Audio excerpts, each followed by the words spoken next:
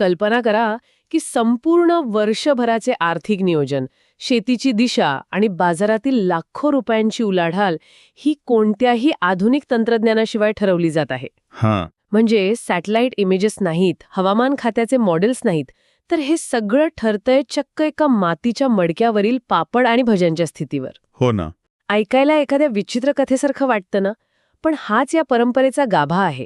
आजच्या या सखोल विश्लेषणात आपण भेंडोळची घटमांडणी या अत्यंत रंजक विषयाचा आढावा घेणार आहोत. बरोबर. आणि वरवर पाहता हे खरोखरच अविश्वसनीय वाटतं.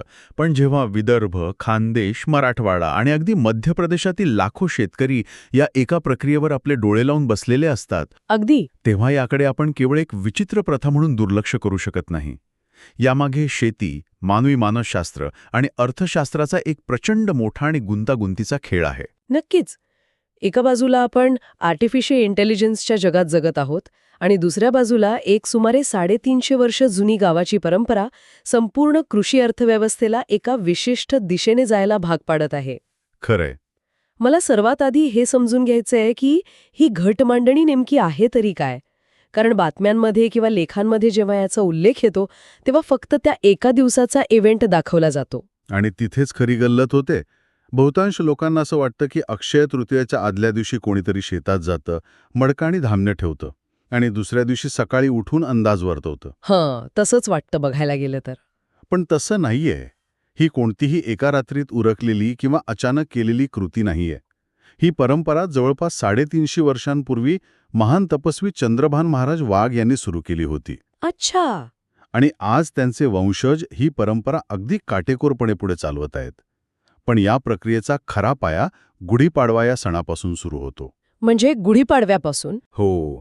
गुढीपाडवा ते अक्षय तृतीया असा पूर्ण 1 महिना ही मंडळी निसर्गाचा अत्यंत सूक्ष्म अभ्यास करतात. सूक्ष्म अभ्यास म्हणजे नेमकं काय करतात ते? म्हणजे बघा, त्या महिन्याभरात वाऱ्याची दिशा कशी बदलत आहे, तापमानात किती आणि कसे चढ-उतार होत आहेत, मातीचा ओलावा कसा आहे, या सगळ्या नोंदी ते मानसिकरित्या किंवा त्यांच्या परंपरेनुसार ठेवत असतात.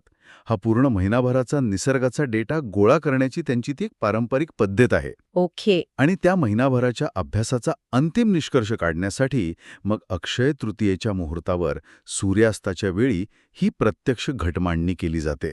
ठीक आहे, आपण हे थोडं उलगडून पाहूया. कारण मला या मांडणीच्या प्रक्रियेबद्दल खूप उत्सुकता आहे. मी याबद्दल वाचत होते तेव्हा असं वाटलं की हे एखाद्या प्रयोगशाळेतील सेटअप सारखं आहे. अगदी तसंच आहे ते. म्हणजे सूर्यास्ताच्या वेळी शेतात एक खोल खड्डा करून त्यात मातीचा घट मांडला जातो. त्या घटात मातीची 4 ढेकळे आणि त्यावर पाण्याने भरलेली घागर ठेवली जाते. बरोबर. पण यापुढील साहित्य खूपच चक्रावून टाकणारे आहे. घागरीवर पापड, भजी, वडा, सँडवी आणि कुरडई ठेवली जाते. आणि घटाच्या बाजूला पान सुपारीसह 18 प्रकारची धान्य मांडली जातात. म्हणजे गहू, ज्वारी, तूर, उडीद, मूग, हरभरा, जवस, तीळ, भादली, करडी, मसूर, बाजरी, तांदूळ, अंबाडी, सरकी, वाटाणा. हे सगळं वाचताना मी विचार करत होते, ही घटमांडणी म्हणजे एखादा प्राचीन ॲनालॉग सुपर कम्प्युटर असल्यासारखीच आहे. हे अगदी योग्य वर्णन आहे. जिथे प्रत्येक धान्य आणि घागरीवर ठेवलेला प्रत्येक पदार्थ हा एक डेटा पॉइंट आहे. पण तरीही मला हे समजत नाहीये की हवामानाचा आणि या खाद्यपदार्थांचा अर्थार्थी काय संबंध. यात सर्वात लक्षवेधी बाब म्हणजे हाच तर या प्रक्रियेचा गाभा आहे. हे पदार्थ म्हणजे केवळ खाण्याच्या वस्तू नाहीत. मग ते निसर्गाचे आणि हवामानाचे इंडिकेटर्स आहेत. प्रत्येक पदार्थ एका विशिष्ट गोष्टीचं प्रतिनिधित्व करतो. उदाहरणार्थ आपण पापड आणि भज्यांचा विचार करूया. पापड हा अतिशय नाजूक आणि हलका असतो. तो हलक्या पावसाचा किंवा मान्सूनपूर्व सरींचा संकेत मानला जातो. तर भजी ही मुसळधार पावसाचे प्रतीक आहे. अच्छा, असं आहे होय. हो. वडा हा मातीच्या आरोग्याशी आणि पिकांच्या स्थिरतेशी जोडलेला असतो. आणि कुरडई आणि सांडोई वाऱ्याच्या दिशेचा आणि वादळाचा अंदाज देतात. थांबा, म्हणजे दुसऱ्या दिवशी सकाळी ते नेमकं काय पाहतात? पापड भिजलाय की नाही हे बघतात. अगदी. त्यापेक्षाही बारकाईने बघतात ते. सूर्यास्ताला मांडणी केल्यावर रात्रभर तो घट उघड्यावर असतो. पहाटे सूर्योदयाच्या वेळी वाघ घराण्याचे वंशज तिथे येतात. आता रात्रभरातील दव, वाऱ्याचा वेग आणि पहाटेचं तापमान याचा त्या पदार्थांवर परिणाम झालेला असतो. जर पापड जास्त मऊ पडला असेल तर हलका पाऊस चांगला होईल. आणि भजी? जर भजी कडक राहिली असतील तर मुसळधार पाऊस कमी पडेल. आणि जर वाऱ्यामुळे कुरडई उडून गेली असेल किंवा तिची जागा बदलली असेल बापरे. तर त्या वर्षी वादळी वाऱ्याचा फटका बसेल असा त्याचा अर्थ लावला जातो. ओ, म्हणजे हे खरोखरच निसर्गाशी जोडलेलं एक फिजिकल सेन्सर नेटवर्क असल्यासारखं आहे. आणि ती 18 धान्ये, त्यांचं निरीक्षण कसं केलं जातं? तिथे हाच नियम लागू होतो. घटाच्या आजूबाजूला ही धान्य गोलाकार पद्धतीने मांडलेली असतात. सकाळी त्या धान्यावर किती दव साचले आहे हे पाहिलं जातं. अच्छा, दव बघतात. हो, ज्या धान्यावर जास्त दव त्या पिकाला पोषक हवामान मिळेल असा अंदाज बांधला जातो. आणि एखाद्या विशिष्ट धान्याला जर रात्रीतून मुंग्या लागल्या असतील किंवा कीटकांनी ते खाल्ले असेल, म्हणजे ते पीक धोक्यात आहे. अगदी बरोबर, तर त्या वर्षी त्या विशिष्ट पिकावर मोठ्या प्रमाणावर रोगराई किंवा कीड पडेल असा स्पष्ट निष्कर्ष काढला जातो. हे ऐकताना खरोखरच अवाक व्हायला होतं. पण चला, आता या सगळ्या हार्डवेअरची आणि त्याच्या मागच्या मेकॅनिझमची आपल्याला बऱ्यापैकी कल्पना आली आहे. इथेच खरी रंजक गोष्ट समोर येते. कारण सर्वात महत्वाचा प्रश्न असा की काल रात्रीच्या या सगळ्या निरीक्षणातून यावर्षी त्यांच्या हाती नेमकं काय लागलं? 2024 साठी या घट मांडणीने कोणते संकेत दिले आहेत? खरं सांगायचं तर यंदाचे संकेत शेतकऱ्यांची चिंता वाढवणारे आणि खूप संमिश्र आहेत. पावसापासून सुरुवात करूया. सांगा. कालच्या निरीक्षणानुसार पापड आणि भज्यांच्या स्थितीवरून असा अंदाज वर्तवण्यात आला आहे की जून महिन्यामध्ये अत्यंत मुसळधार पाऊस पडेल, इतका की अनेक भागात महापूर येण्याची शक्यता आहे. बापरे, महापूर? हो, पण त्यानंतरचं चित्र वेगळं आहे. जुलैमध्ये पाऊस सर्वसाधारण राहील आणि ऑगस्ट-सप्टेंबरमध्ये पावसाचे प्रमाण खूपच कमी असेल असा अंदाज आहे. हे तर शेतकऱ्यांसाठी एक दुःस्वप्नच असू शकतं. नक्कीच. म्हणजे पावसाळ्याची सुरुवात धडाकेबाज, पण पिकाला जेव्हा खरे पाण्याची गरज असते त्या शेवटच्या टप्प्यात कोरडेठक. याचा पिकांवर काय परिणाम होईल असं तिथे सांगण्यात आलं आहे. धान्यांवरील कीटकांच्या आणि आर्द्रतेच्या निरीक्षणावरून त्यांनी स्पष्ट केलं आहे की यंदा पिकांवर रोगराईचे प्रमाण लक्षणीयरित्या जास्त असेल. अरे रे. पण तरीही काही पिकांसाठी हा काळ अनुकूल राहील. कापूस, तांदूळ, तीळ आणि बाजरी यांचे उत्पन्न भरपूर येईल असा अंदाज आहे. आणि बाकीची पिके? दुसरीकडे ज्वारी, तूर, मूग, उडीद, मटकी, जवस आणि वाटाणा यांसारखी पिके मात्र केवळ सर्वसाधारण राहतील. म्हणजे ज्या पिकांना सुरुवातीला भरपूर पाणी लागतं पण नंतर कमी पाणी चालतं, ती पिके तगड धरू शकतील. यातून शेतकऱ्यांना एक प्रकारची ब्लूप्रिंटच मिळते की त्यांनी कोणती पेरणी करावी. बरोबर. पण इथे मला एका गोष्टीने सर्वात जास्त बुचकळ्यात टाकलंय. मी बातम्यांमध्ये वाचलं की ही घटमांडणी केवळ पावसाचा किंवा पिकांचा अंदाज देत नाही, ते चक्क देशाची राजकीय आणि संरक्षण स्थितीसुद्धा वर्तवतात. हो, हे ऐकायला थोडं धक्कादायक वाटतं. हो ना. एका शेतातील मातीचं मडक्याचा आणि देशाच्या सीमेवरील तणावाचा संबंध कसा काय जोडला जाऊ शकतो? मला हे थोडं जास्तच ओढून टाळून आणल्यासारखं वाटतंय. वरवर पाहता हा दोन पूर्णपणे वेगळ्या जगांचा संबंध वाटतो हे खरं आहे. पण जर आपण याचा मोठ्या चित्राशी संबंध जोडला तर आपल्याला अर्थशास्त्राची आणि राज्यशास्त्राची एक साखळी समजून घ्यावी लागेल. कशी काय? त्यांनी यंदा असा राजकीय अंदाज वर्तवला आहे की राजा कायम असेल, पण सोबतच देशाची आर्थिक स्थिती मजबूत राहणार नाही आणि देशाची संरक्षण स्थिती तणावात असेल असाही इशारा दिला आहे. आता यामागचं अर्थशास्त्र काय असू शकते हे आपण पाहूया. भारत हा कृषीप्रधान देश आहे. आपल्या देशाची अर्थव्यवस्था, विशेषतः ग्रामीण अर्थव्यवस्था, आजही पूर्णपणे मान्सूनवर अवलंबून आहे. बरोबर. पण त्याचा थेट राष्ट्रीय सुरक्षेशी किंवा संरक्षण स्थितीशी कसा संबंध? आता यंदाचा अंदाज पहा. जूनमध्ये महापूर, नंतर पावसाची ओढ आणि पिकांवर प्रचंड रोगराई. जेव्हा शेतीचे इतक्या मोठ्या प्रमाणावर नुकसान होते तेव्हा साहजिकच अर्थव्यवस्था कमकुवत होते. महागाई वाढते. अगदी. जेव्हा देशांतर्गत अर्थव्यवस्था डळमळीत होते तेव्हा आर्थिकदृष्ट्या कमकुवत असलेल्या देशाला राष्ट्रीय सुरक्षेच्या आघाड्यांवर नेहमीच जास्त तणावाचा सामना करावा लागतो.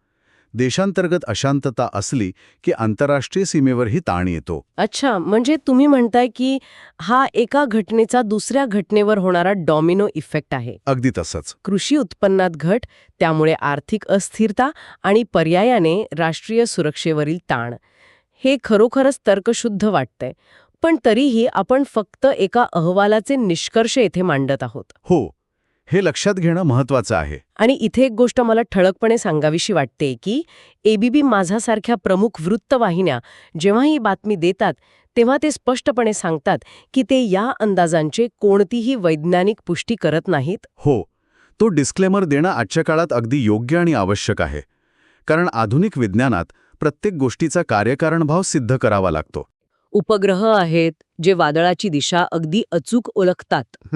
हे सगळं आधुनिक तंत्रज्ञान असतानाही या मडक्याचे भाकीत ऐकण्यासाठी विदर्भ, खानदेश, मराठवाडा आणि अगदी मध्य प्रदेशातून हजारो लाखो शेतकरी भेंडवळच्या अंदाजाची वाट का पाहतात? लोक एवढे अडाणी तर नक्कीच नाहीयेत. यावरून एक महत्वाचा प्रश्न निर्माण होतो, आणि तो म्हणजे शेतकरी अडाणी नाहीत, तर ते अत्यंत अगतिक आहेत. हा प्रश्न विज्ञानाचा नसून मानवी मानसशास्त्राचा आहे आणि जोखीम व्यवस्थापनाचा आहे. जोखीम व्यवस्थापन म्हणजे कसं? शेती हा जगातला असा एकमेव व्यवसाय आहे जिथे तुम्ही 100% मेहनत केली तरी अंतिम आउटपुट तुमच्या हातात नसतो. हो, हे तर खरंय. तो पूर्णपणे निसर्गाच्या लहरीपणावर अवलंबून असतो.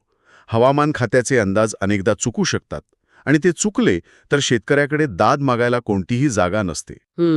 या सततच्या अनिश्चिततेतून आणि तणावातून मार्ग काढण्यासाठी शेतकऱ्यांना एका मानसिक आधाराची गरज असते. अशा प्रकारची एखादी सामुदायिक श्रद्धा त्यांना तो आधार देते. म्हणजे निसर्गाच्या या अफाट शक्तीसमोर स्वतःला सावरण्यासाठी आणि शेतीचे नियोजन करण्यासाठी संपूर्ण समुदायाला एक समान दिशा मिळते. अगदी तसंच. आणि इथे तुम्हाला एक गोष्ट ऐकून सर्वात मोठा धक्का बसेल. काय? तिथे फक्त साधे शेतकरीच येत नाहीत.